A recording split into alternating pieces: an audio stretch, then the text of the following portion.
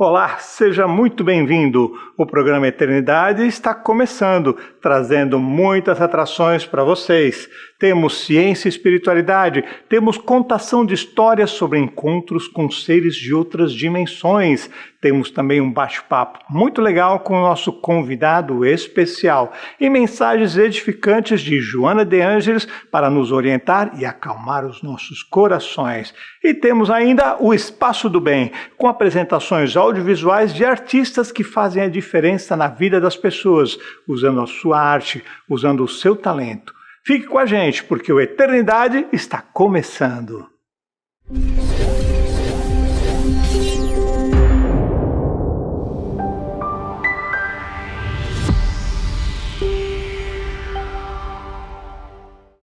Será que as leis que regem o universo também se aplicam a nós, seres humanos? Como vamos aprender sobre o universo se mal conseguimos compreender a nossa própria natureza? De que forma podemos usar as forças que agem sobre a matéria para impulsionar a nossa ascensão espiritual? O programa Eternidade está aqui para te ajudar a compreender que você é muito mais do que um amontoado de átomos, moléculas e células. Você é luz. Se você vibra numa frequência mais alta em busca do seu crescimento interior, fique com a gente, pois está começando agora o quadro Ciência e Espiritualidade.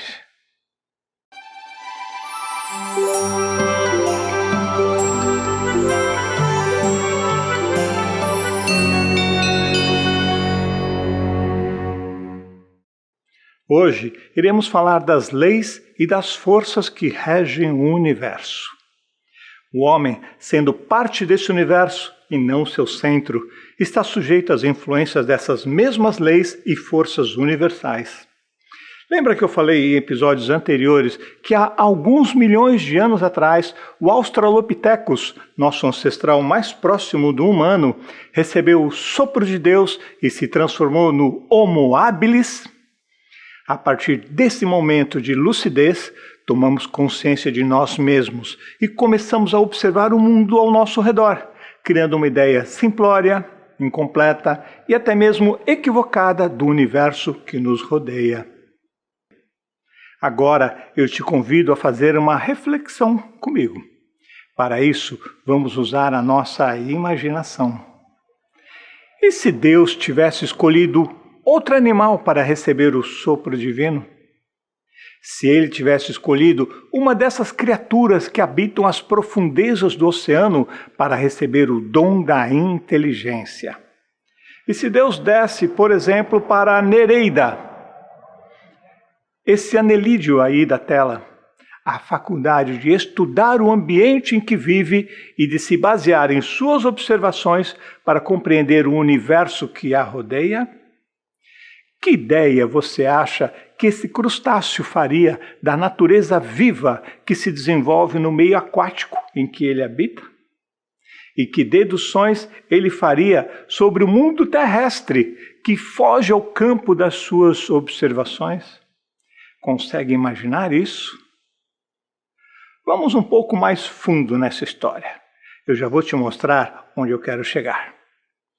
Vamos imaginar que essa linda Nereida, agora dotada de inteligência, usasse o poder de sua nova faculdade para elevar-se acima das águas e pudesse caminhar sobre as areias de uma praia paradisíaca, banhada pelo calor aconchegante do sol. Que juízo faria esse animal das suas antigas teorias sobre a criação universal? Será que ela não as abandonaria imediatamente, trocando-as por uma percepção mais ampla, mas ao mesmo tempo tão incompleta quanto a que ela fazia do mar? Assim é a forma que os cientistas nos passam as informações sobre o universo. Suposições baseadas apenas nos conhecimentos adquiridos anteriormente. Eu já falei aqui algumas vezes sobre o telescópio James Webb, certo? As novas descobertas da ciência derrubaram por terra as verdades inquestionáveis da antiguidade. Ainda bem que aboliram a fogueira da Inquisição. O que aconteceu com a nossa fantasiosa Nereida é o mesmo que acontece com aqueles que negam a existência do mundo espiritual, quando eles despertam do lado de lá. Um novo horizonte se abre à sua frente e eles compreendem o quanto estavam equivocadas as suas teorias puramente materialistas. Eles são forçados a reconhecer o quanto estavam cegos e longe da verdade. À medida em que todos nós nos elevamos espiritualmente e nos depuramos da matéria que nos envolve, esses mistérios do além vão sendo desvendados um a um. Lembra que eu falei no episódio anterior sobre a matéria? Há um fluido etéreo que enche o espaço e penetra os corpos materiais. É o fluido cósmico universal, também chamado de matéria cósmica primitiva, e é a fonte geradora do mundo e dos seres vivos que habitam a Terra. As leis universais criadas por Deus são os agentes transformadores da matéria. Essas múltiplas forças são conhecidas na Terra sob os nomes de gravidade, coesão, afinidade, atração, magnetismo, eletricidade, entre muitas outras. Elas são indefinidamente variadas, localizadas e diversificadas de acordo com as combinações da matéria. Lembra que eu falei sobre os elementos químicos primordiais lá no episódio número 8? Seus movimentos vibratórios são conhecidos como som, calor, luz, etc. Em outros mundos, essas forças se apresentam sobre outros aspectos, revelam outras características desconhecidas para nós aqui da Terra. Na imensa amplidão do cosmos, as forças têm se desenvolvido numa escala exponencial. Somos incapazes de avaliar sua grandeza da mesma forma que o crustáceo do fundo do oceano não consegue compreender os fenômenos terrestres. Não conseguimos entender aquilo que escapa aos nossos sentidos, da mesma forma que um cego de nascença não compreende os efeitos da luz e a utilidade dos olhos. Será que em outros mundos o fluido cósmico possui propriedades impossíveis de se imaginar e suas combinações criam elementos que não fazemos a menor ideia de que eles existam? Nós não compreendemos, por exemplo, que se possa ver sem os olhos do corpo e sem a luz. A visão sonambúlica nos oferece um bom exemplo das propriedades ainda desconhecidas do fluido cósmico. Mesmo de olhos fechados, nem a distância, nem os obstáculos, nem a escuridão detêm os sonâmbulos. Já pensou nisso? Suponhamos que, num mundo qualquer, os seres de lá sejam como os nossos sonâmbulos. Eles não precisariam da nossa luz, nem dos nossos olhos, e veriam o que não podemos ver. O mesmo se dá com os nossos outros sentidos. Os médiuns audientes e clarividentes percebem os seres de outras dimensões sem utilizar os 5 sentidos da matéria. Eles conseguem ouvir sem que as ondas sonoras façam o ar vibrar. E conseguem enxergar sem que a luz seja refletida nos corpos espirituais. As condições de vida e percepção, as sensações e as necessidades variam conforme os meios. Isso nos faz chegar a 2 conclusões. A primeira é que no universo todo só há uma substância simples, primitiva, que é a fonte criadora de todos os corpos, mas que age em diferentes combinações. A segunda é que todas essas forças dependem de uma lei universal, diversificada em seus efeitos, e que, pelos desígnios de Deus, foi soberanamente imposta à criação para lhe dar a harmonia e estabilidade. A natureza jamais se encontra em oposição a si mesma. O brasão do universo só se divide em duas partes: unidade e variedade. Você já parou para observar o céu estrelado? Remontando a escala dos mundos, encontramos a unidade de harmonia e de criação, ao mesmo tempo que uma variedade infinita no imenso jardim de estrelas. Olha que lindo isso! Percorrendo os degraus da vida, desde o último dos seres até Deus, reconhecemos a grande lei de continuidade. Viemos do Homo habilis e passamos por diversas etapas evolutivas até chegarmos aqui. Temos um longo caminho evolutivo ainda até chegarmos à perfeição. Lembra que eu falei em episódios anteriores que somos como bebês cósmicos? Estamos muito longe de poder compreender toda a plenitude da lei universal, porque nossas observações são restritas e limitadas ao campo dos nossos sentidos. Mas já começamos a compreender algumas forças, como gravidade, a eletricidade, que fazem parte da lei universal. Assim como Deus é eterno, todas as suas leis também são eternas, e todo o universo está sujeito a elas, inclusive o ser humano. Quando nos damos conta da unidade e da diversidade da criação divina, começamos a compreender que, apesar da diversidade humana, somos uma unidade com Deus. Jesus disse: "Eu e o Pai somos um." Isso significa que você e Deus também são um. Somos todos um com Deus. Simples assim. As forças e as leis universais, sendo inerentes ao fluido cósmico, atuam necessariamente em tudo e em toda parte. Elas modificam suas ações, predominando aqui, apagando-se ali, pulsantes e ativas em certos pontos, latentes e ocultas em outros. Elas criam novos mundos, preparando-os para a vida humana, conservando-os quando necessário e destruindo-os quando não tem mais utilidade. As forças e as leis universais governam os maravilhosos trabalhos da natureza, onde quer que eles se executem, assegurando para sempre o eterno esplendor da criação. Esteja sempre pronto para mudar seus conceitos e sua visão sobre o universo.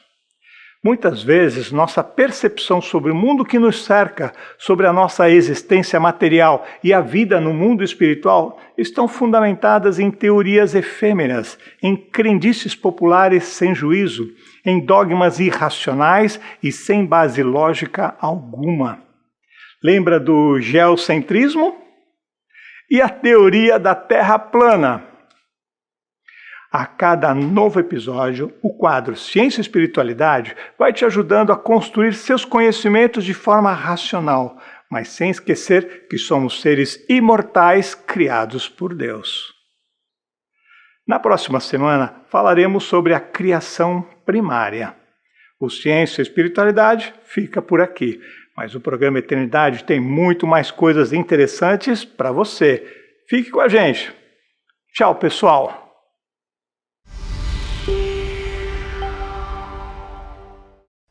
Olá, estamos de volta com Eternidade, com aquele bloco especial que você gosta tanto, que é o Bastidores do Bem. Esse momento em que nós trazemos aqui personalidades que utilizam a sua arte, utilizam o seu talento para espalhar o bem para as pessoas. A gente vai mostrar os bastidores, como isso é feito, como é feito esse trabalho.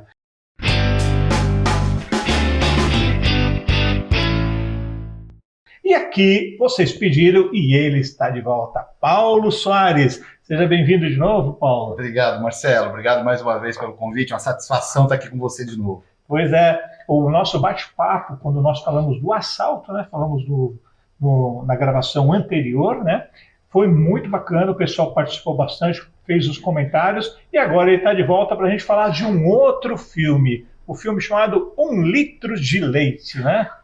Um litro de leite. Por que o título Um Litro de Leite? Eu sei, mas vou fazer a pergunta como se eu não soubesse. Por que o título de Um Litro de Leite? Na verdade, a gente não pode dar um spoiler aqui, né? Mas a ideia é que a missão do João, né, o meu personagem, era levar um litro de leite na casa de uma família que precisava, né, que estava, né, passando necessidade naquele momento. E aí desenrola em cima disso, né, a história, né? Exatamente, uma história muito bacana. Pensa só, alguém te acorda de madrugada, a tua esposa te acorda de madrugada, o teu marido, chovendo, uma noite fria, e fala, você tem que levar um litro de leite lá para aquela família que mora no final da rua. Maluquice, né? Maluquice. Quem é que vai atender um pedido desses, né? Mas tem toda uma história muito bonita por trás, né? Esse filme é muito emocionante, traz uma mensagem muito bonita. E conta pra gente, como é que foi gravar esse filme? Foi o primeiro que você fez, né? Marcelo, foi o primeiro, né, dos 3 filmes que a gente fez lá atrás. E, sem dúvida, foi o mais difícil de fazer. Primeiro porque a gente não tinha feito absolutamente nada antes, né? A primeira cena eu já começo deitado, pô, eu sou casado, né? Você me manda deitar com uma outra mulher na cama, pô, caramba, como é que eu vou começar um negócio desse, pô? Artista é assim, né? A cena pede, tem que corresponder. Verdade. Mas foi muito legal, foi muito bacana, a gente ia aprendendo a fazer as coisas, né? As primeiras cenas duraram uma eternidade, né? Eternidade, né? Gravava várias vezes, chegamos a gravar 5, 6 vezes, uma tomada só, né? É verdade. E aquela cena da cama realmente foi, gente, foi impactante lá. Apesar de que vocês aprontaram comigo, né? Deixaram o diretor brabo pra caramba.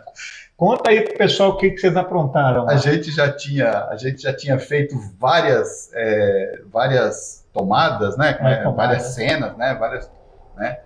E tinha uma determinada cena que a gente precisava fazer, e o Marcelo já estava ficando irritado, já estava suando e tal. E na hora a Maria então falava para o João, ó, acorda, né? Acorda, e balançava ele para ele acordar. E aí, de tanto encher o saco, eu pedi lá uma corda lá na hora. E a hora que ela falou acorda, eu entreguei uma corda para ela. O Marcelo falou, mas de novo, agora que tava saindo certo, pô. Quando ia realmente sair a cena, pronto. E aí desconcentra todo mundo. E aí a gente tem que gravar de novo. Né? Verdade. Mas é sempre um prazer, é uma alegria e um aprendizado enorme, né? A grande dificuldade ali, que aí o nosso amigo Marcelo Elvis conseguiu resolver ali pra gente, né? Tem o João, que é a personagem que ele interpreta, levanta de madrugada e vai esquentar um copo de leite no micro-ondas. E eu queria uma tomada de dentro do micro-ondas, colocando a câmera lá dentro e girando o copo de leite, esquentando o copo de leite. Mas como é que eu vou colocar uma câmera lá dentro? Vai destruir, né? E o Marcelo teve uma ideia brilhante. Na verdade, não foi o Marcelo. Não foi o Marcelo? Foi o Delvair. O Delvair. Delvair fez isso. Nosso professor Pardal. Então conta aí o que foi que ele fez para a gente conseguir filmar dentro do micro-ondas. Conta lá. Ele cortou o fundo do micro-ondas, né? Deixou o micro-ondas funcionando, né? Com a câmera dentro do micro-ondas, filmando dentro do micro-ondas. Cara, sensacional, o nosso professor Pardal. Ele tirou o reator, não sei como é reator que joga as ondas lá. Ele tirou o reator que realmente joga, mas deixou tudo funcionando. O motor girava, fazia o barulho, fazia o pipipi, fazia tudo. Menos jogar as ondas ali. E fez um buraco redondo certinho, onde coube a lente da câmera para filmar o copo de leite, né? E aí tem a abertura da porta, que aí eu não vou contar, que aí é um efeito de cinema que a gente fez, né? Mas ficou perfeito, ele foi sensacional. Sensacional, muito legal. E esse filme foi emocionante pela mensagem que ele traz, né? Pela mensagem que ele traz uma mensagem muito positiva, né? É verdade. Quantas vezes você é chamado para fazer caridade? quantas vezes você responde a esse chamado, você atende a esse chamado. Às vezes parece uma coisa boba, mas às vezes é importante demais, né? Traz uma lição muito legal, uma emoção muito positiva, né? E como é que foi assim? Você, quando estava fazendo, você não sabia a história toda. Você decorou o texto, mas você não sabia como ele ia ser montado, não sabia como ia ser editado, as músicas, os efeitos e tudo mais. E aí nós fomos lá na casa do Denis, lembra? Isso. Denis, grande abraço, meu irmão. Ele tem lá uma salinha de cinema muito linda e nós fizemos um encontro para exibir os filmes, né? Como é que foi você se ver nas telas? Então, o legal de tudo foi que o Marcelo preparou, deixou o filme pronto sem que qualquer ator visse. Na verdade, qualquer ator não, ninguém do grupo Illuminati viu, né? E nós vimos todos juntos. E isso foi muito legal. Porque naquele dia ali é um dia memorável, talvez, eu acho que nunca vai sair né, para sempre a gente vai lembrar disso. Mas foi muito legal. Aquele momento onde a gente viu tudo aquilo que a gente fez, totalmente picotado, cortado, fazia uma cena, você não fazia a mínima ideia de como ia ficar, vendo ficar pronto, né? Então isso foi sensacional, cara. Aquele momento foi incrível. Assiste aí 1 litro de leite. 1 litro de leite. Eu já fiz anteriormente, não lembro quando, porque faz muito tempo, a gente faz várias gravações antes das exibições, né? Nós já fizemos um Senta que eu vou te contar com 1 litro de leite. Mas agora assiste esse filme, você vai gostar bastante, né? Dá para botar um pedacinho para eles? Vamos botar um pedacinho? Tem um pedacinho do filme aí para passar para ele? Para a gente, Caio? Tem. O Caio vai passar um pedacinho de 1 litro de leite para a gente. Solta aí, Caio.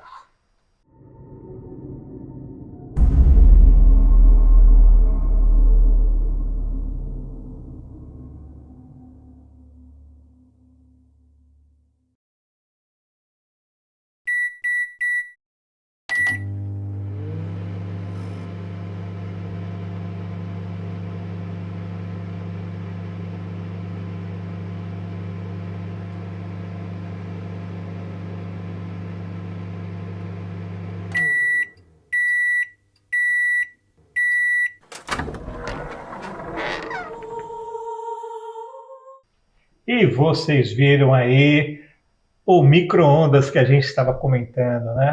Aquele efeito de filmar o copo de leite dentro do micro-ondas, com todo o barulhinho e tudo mais. E a técnica de abertura da porta. Gostou?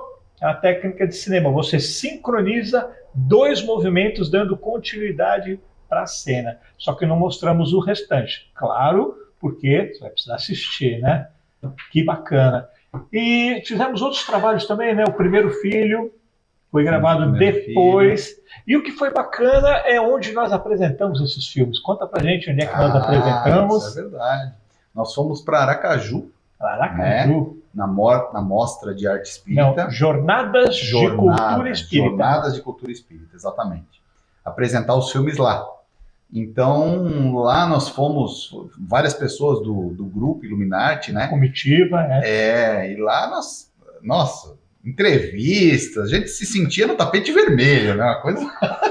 Tipo atores globais. Muito legal, né? Pessoal de Aracaju. Chico Leite, meu querido, grande abraço para você, meu irmão. Sempre apoiando a gente, sempre jogando a gente para frente, né? E o Paulo apresentou os filmes, né? Foram apresentados os filmes e ele ainda fez a abertura do evento, lembra? Aquele videozinho de abertura lá do evento foi muito bacana. Também tivemos oportunidade, não estava programado, fizemos a exibição do filme O Anjo lá, fora da programação, para quem permanecesse no auditório após encerrar. Todo mundo ficou. Todo mundo ficou. A pedido do Jorge Elahá. Jorge Elahá, grande abraço, meu irmão. Depois ele emocionado veio abraçar a gente, cumprimentar pelo trabalho que a gente fez. Isso é gratificante demais, né, Paulo? Com certeza. Você saber que você fez um trabalho que está levando mensagens positivas e as pessoas estão aceitando isso, né? Você mesmo fala, né, Marcelo, dos comentários que você tem lá no Anjo, né? Se você consegue, né, quando você fala sobre isso, me emociona bastante.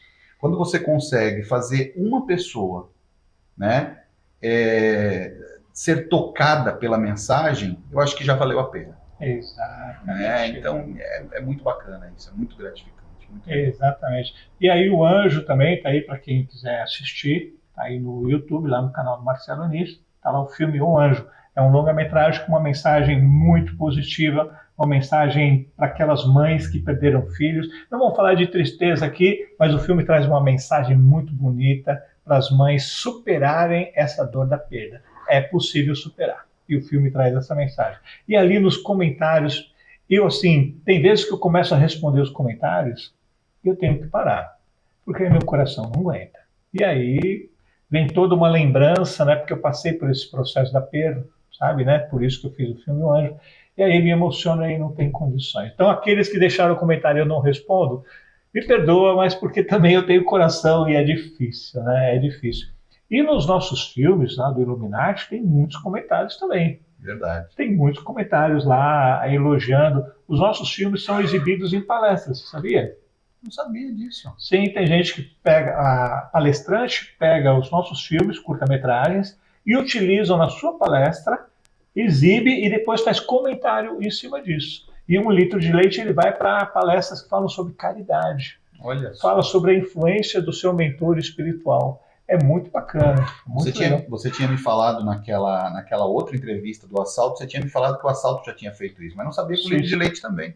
Litro de leite também. O Reprogramando do Gai também faz isso. O Primeiro Filho, nossa senhora.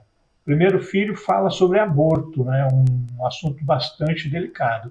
E todos os nossos filmes trazem mensagem muito positiva para as pessoas, né? Verdade. E agora o Grupo Illuminati tem mais trabalhos pela frente, né? O que vocês estão planejando aí? O que tem pela frente? Verdade. A gente tem mais filmes, né? O Illuminati é um grupo do Sejuana, né? Do Centro Espírita Joana de Ângeles, aqui em Blumenau, Santa Catarina. E é muito interessante porque, assim, a gente não... o cinema, claro, é o principal trabalho nosso, né? Mas a gente também fala muito de dança, muito de música, muito de poesia, né? De teatro. Então, o bacana é isso, é participar disso, mesmo que você não esteja na frente das câmeras, que você esteja por trás, mas sempre vai ter alguma coisa que você possa fazer, né, Marcelo? Isso é legal. Exatamente. Né? O que é bacana, assim, ó, às vezes tem 2 ou 3 pessoas interpretando as suas personagens, mas por trás tem 10, 12 pessoas trabalhando, né? Verdade. Como aqui, estamos nós dois conversando, mas tem toda uma equipe trabalhando aqui, tem a Laiana, tem o Fernando, tem o Caio, tem os filhos do Caio que estão lá tomando um lanchinho, aguardando a gente também. Isso é bacana, né? Todo mundo reunido para fazer um trabalho do bem, né? Isso é muito legal. Verdade.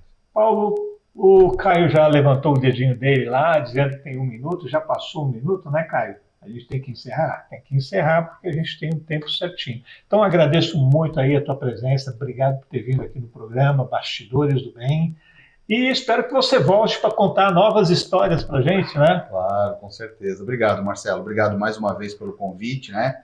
A gente agradece e deixa aí sempre uma mensagem de que as pessoas participem desses grupos de arte, né? Existem vários grupos de arte em várias casas espíritas aí pelo Brasil, e é importante a gente participar. E, com toda certeza vocês vão ter a mesma satisfação que a gente tem quando a gente vê um trabalho pronto. Então, realmente vale a pena, pessoal.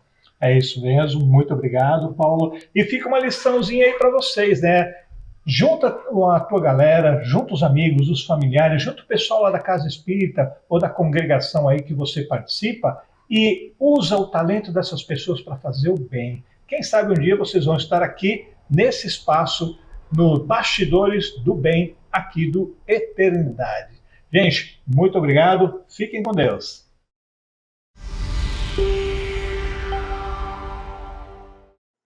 Numa noite escura, o garoto Rick Greston, de apenas 12 anos, e seu amigo Marcos encontram uma passagem secreta em seu quarto que leva aos túneis subterrâneos do orfanato onde eles vivem.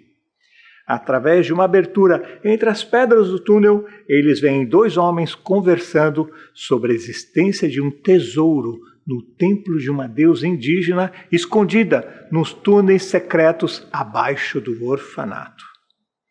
Em meio às suas investigações, Rick descobre que a adaga que tentara usar em seu sacrifício interrompido foi roubada do museu e que o roubo dessa peça levou à morte do zelador da escola.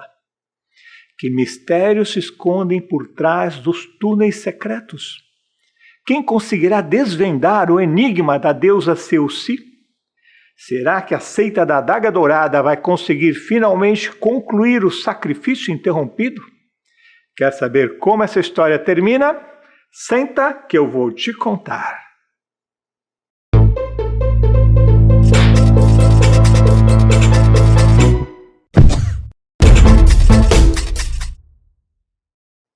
No episódio número 2, eu te contei como Rick foi salvo do sacrifício satânico pelo anjo Uriel, que, sem querer, transferiu alguns poderes sobrenaturais para o menino. No episódio 6, eu contei como Rick Greston salvou a sua amiga da jaula dos ursos no zoológico, usando os poderes que o menino ainda não consegue controlar direito. Essa história dos ursos chamou a atenção de toda a cidade, principalmente de uma repórter que vem investigando a seita do reverendo John há muito tempo. Não demorou muito para a repórter investigativa ligar os fatos: o sacrifício interrompido, a prisão dos membros da seita e um menino que parecia ter estranhos poderes. Ela decide investigar essa história, que com certeza merece notícia de capa. O carro de reportagem para diante do complexo educacional e não demora muito para a repórter encontrar Rick e encher o garoto de perguntas. Só que Rick não se lembra de nada de sua infância, além de que seus pais haviam morrido misteriosamente. A repórter havia descoberto recentemente que quase todos os integrantes da seita haviam morrido durante uma rebelião no presídio, e ligou os fatos à morte dos pais de Rick e ao ritual macabro de sacrifício. Sem o menor cuidado e respeito, numa tentativa de forçar o menino a dizer alguma coisa reveladora, ela acabou contando ao garoto e a toda a escola, naturalmente, que Rick é o sacrifício interrompido do ritual realizado pelo reverendo John e seus comparsas. Essa revelação causou um susto em Rick e um alvoroço na escola toda, pois apenas alguns padres sabiam da verdadeira história de Rick. Marcos, Sabrina e Júlia tiram Rick daquele alvoroço e os 4 amigos correm para a biblioteca, que parecia ser o local mais apropriado para se esconder na escola, pois era isolado e silencioso. Lá eles encontram o Padre Décio, com um livro sobre símbolos sagrados nas mãos, examinando atentamente uma peça antiga do museu, em formato de uma adaga, com um cabo todo trabalhado e uma lâmina que parecia ser feita de ouro. Os garotos ficam curiosos e o padre conta que aquela peça apareceu misteriosamente no museu há 2 anos atrás. Ele está tentando descobrir a sua origem, comparando-a com as figuras no seu livro. Ninguém ali desconfiava que essa adaga dourada era a arma usada em rituais de sacrifício pela seita satânica e que quase vitimou Rick Greston quando ele era ainda um bebê. Ela foi enviada para um comparsa da seita infiltrada no complexo educacional, mas ninguém sabe o motivo dela ter ido parar no museu. Naquela mesma noite, o zelador fazia sua ronda noturna e surpreendeu 2 bandidos tentando arrombar o museu. Na manhã seguinte, o corpo do zelador foi encontrado junto à escada e logo descobriram o desaparecimento da misteriosa adaga dourada. A polícia foi chamada e começou as suas investigações, usando a sala dos professores como sala de interrogatório. Rick e Marcos decidem usar os túneis secretos para ouvir os interrogatórios dos policiais, mas se deparam com uma parte do túnel desmoronada. Entre as pedras, eles acham um molho de chaves, mas não têm ideia de como eles vieram para ali, nem de quem é o dono dessas chaves. Mas eles se lembram da conversa que ouviram sobre haver um tesouro escondido no subsolo do complexo. E esses túneis devem levar com certeza à Câmara do Tesouro. Explorando os vários caminhos e bifurcações do túnel, eles se deparam com uma escada que termina no teto. Arrastando uma laje de cimento, eles descobrem um jardim secreto, do tamanho de uma quadra de tênis, com plantas secas e totalmente cercado por 4 muros. No centro do jardim, um chafariz seco e uma estátua de um anjo coberta por limo e trepadeiras. Aquele lugar estava abandonado há muito tempo. Rick deduziu que o assassino do zelador usou esse jardim como rota de fuga. Mas como ele conhecia os túneis secretos? Como ele sabia desse jardim? E o que ele queria com a adaga dourada? Vasculhando o jardim, eles encontram uma base de uma estátua quebrada, com várias inscrições indígenas parecidas com a da deusa Seuci, que está no museu. Rick tenta ligar os pontos para chegar a alguma conclusão. Um tesouro escondido nos subterrâneos do complexo. Um antropólogo tentando decifrar as inscrições na estátua da deusa Seuci. Um jardim secreto que não era tão secreto assim para algumas pessoas. O assassinato do zelador. O roubo da adaga dourada. E ele mesmo, o sacrifício interrompido. Onde o tesouro está escondido? Quem é o integrante da seita infiltrado no complexo São José? Quem são essas pessoas que querem roubar o tesouro da escola? Como decifrar o enigma das inscrições da estátua da deusa indígena? E por que querem acabar com a sua vida, terminando o sacrifício interrompido? Tudo está conectado ou são apenas coincidências? Será que Rick Greston vai sobreviver ao ataque da seita da adaga dourada? Os garotos vão conseguir descobrir o tesouro antes dos bandidos? Que aventuras o destino reserva para Rick Greston e seus amigos? E aí, está gostando da história? Vocês pediram e eu contei mais um pedacinho de Rick Greston e a Adaga Dourada. Este roteiro aqui, ó, de uma série de TV que estou escrevendo. Esta série é baseada neste livro aqui, ó, Rick Greston e a Adaga Dourada, do escritor Carlos Axt. Esta é uma oportunidade excelente de você adquirir o seu exemplar com preço promocional, autografado pelo Carlos e com dedicatória de Marcelo Nis. Claro, né? Este livro está sendo um sucesso e muitos de vocês já compraram o seu. Estou até com um calo nas mãos de tanto fazer dedicatórias. Ao todo, a saga de Rick Greston terá 8 livros, 4 já publicados e outros 4 que vão sair em breve. São histórias com muita ação, aventura, mistérios, enigmas e um toque de espiritualidade. Claro! Já comprou o seu? Deixe um recadinho para a gente dizendo o que está achando do nosso livro. Não comprou ainda? Então entre em contato com o WhatsApp que está aparecendo aqui, ó, na sua tela.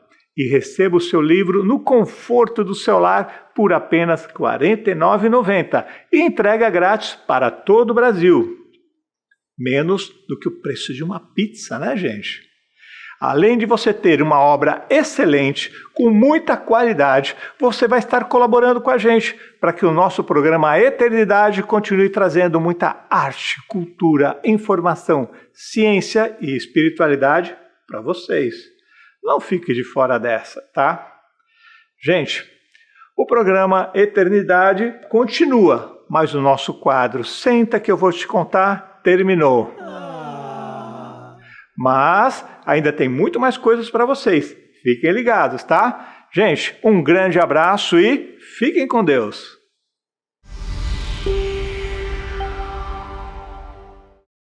E o programa Eternidade está de volta. E agora com esse momento especial, esse momento reservado aos artistas que usam a sua arte, usam o seu talento para espalhar o bem na sua comunidade.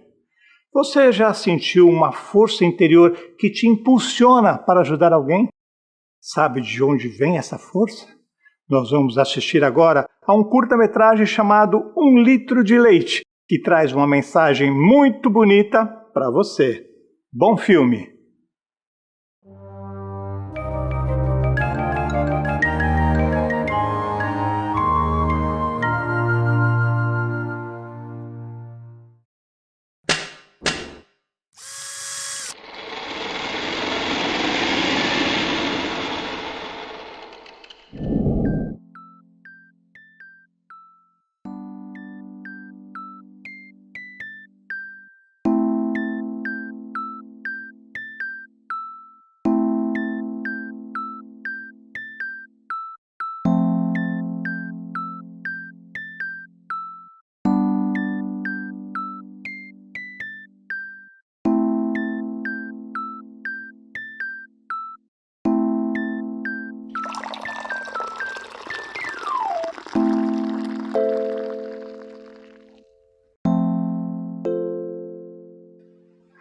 João, acorda. Acorda, homem. O que foi? Me deixa dormir. Acorda, amor, é importante. O que foi? O que te deu pra me acordar uma hora dessas, hein? Sabe aquela família humilde que mora naquela casinha de madeira no final da rua? Sei.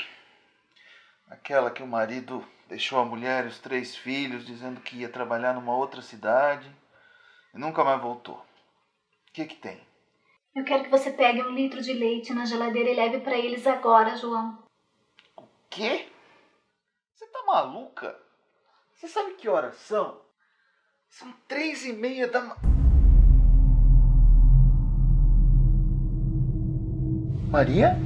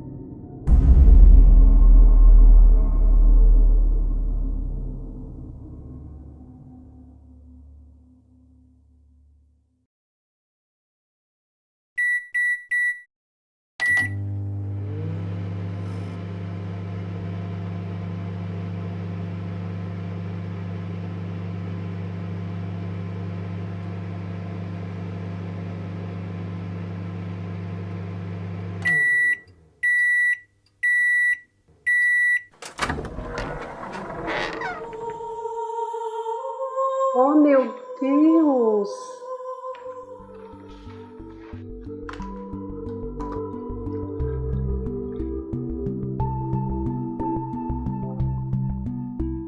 Quero mais. Eu também.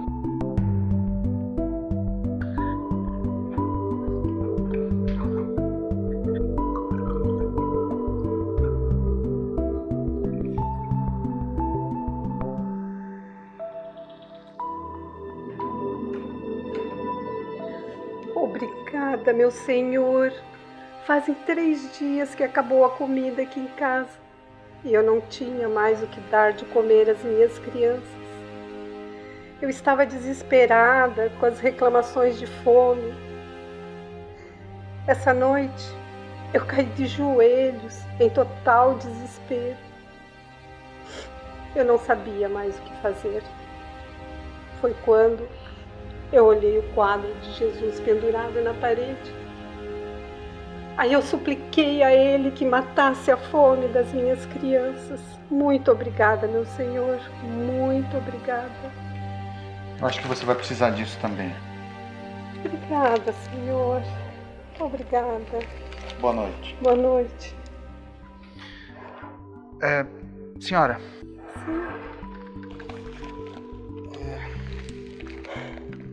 Fique com isso também.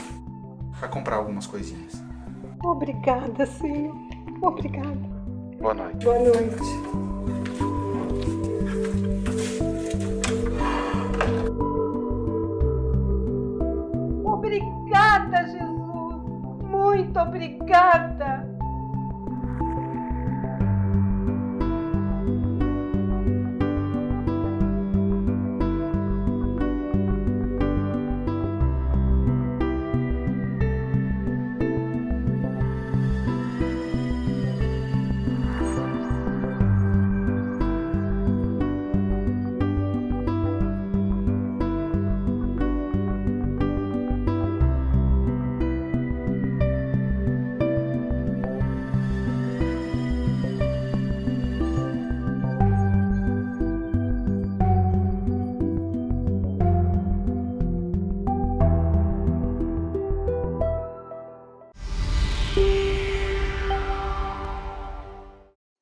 Seja bem-vindo! Está começando agora o quadro Viva Feliz, este momento de inspiração e reflexão sobre a vida e o mundo que nos cerca. Este quadro é inspirado no livro Vida Feliz, de Joana de Ângeles, psicografado pelo médium Divaldo Franco. Hoje nós vamos falar de caridade, de benevolência, mas só depois da vinheta.